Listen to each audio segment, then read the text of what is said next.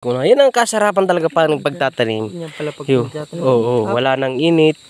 Aba, ano yan nilalagay mo yung barkada? Abo na yan. Ayan mga kaidol, nandito naman po tayo sa sama po natin si Paring Nunoy. Dito po tayo sa may kaingin ni Paring Barkada ko, Nolan. Ayan po, ganda. Ayan po, bagong ligo. Gawapong gawa pa rin. Yeah! Bagong gising. Bagong gising. Are! Talagang matibay ka talagang dumali.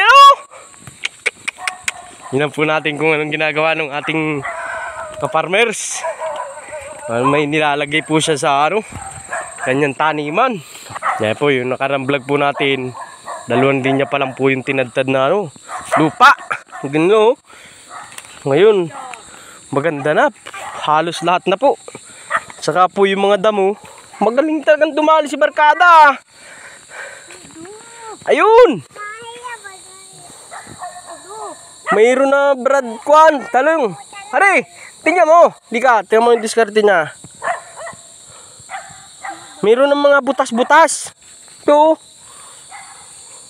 Yung mga parang kinutkutan na ng ibid. Ayun.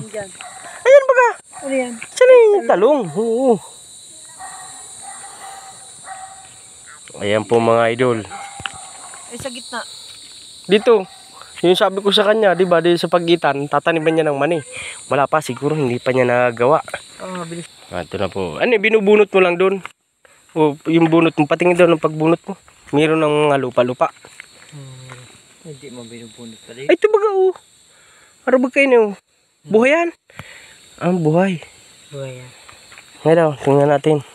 Malalaki-laki na nga. Tapos, uy, parang malungkot na agad. Kanina mo palang tinanim na kayuko na. Tapos, ito po mga idol, yung mga binutas na parang ibid dito na kinutkutan. Yun! Aba, ano yan nilalagay mo yung barkada? Abo na yan. Abo na yan?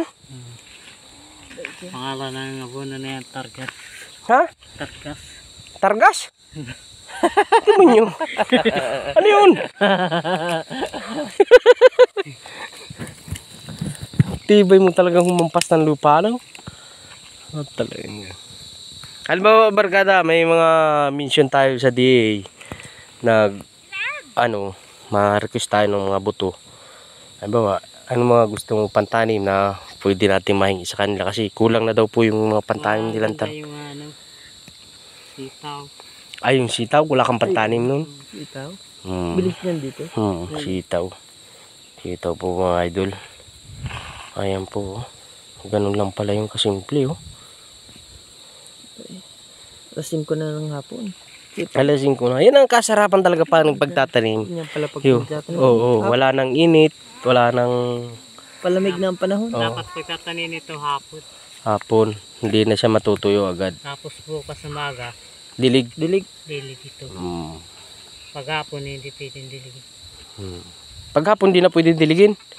Mapapasma na. Mapapasma. Kung sa tao pagpagod na, bawal nang mabasa. Yun. Ayan po mga idol.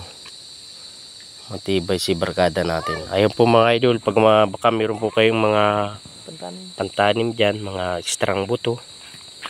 Kahit 500 na itatanim nito. Ipagkaloob po natin sa ating kababayan na si Barkada kung Nulan. Nakabala lang ako gawa ng mga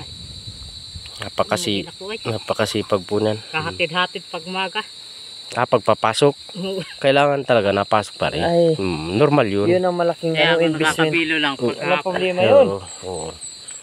Sinasabay-sabay niya. Ang lawak po ng tanim niya rito. Yung kabila nga po, medyo dinadamo na.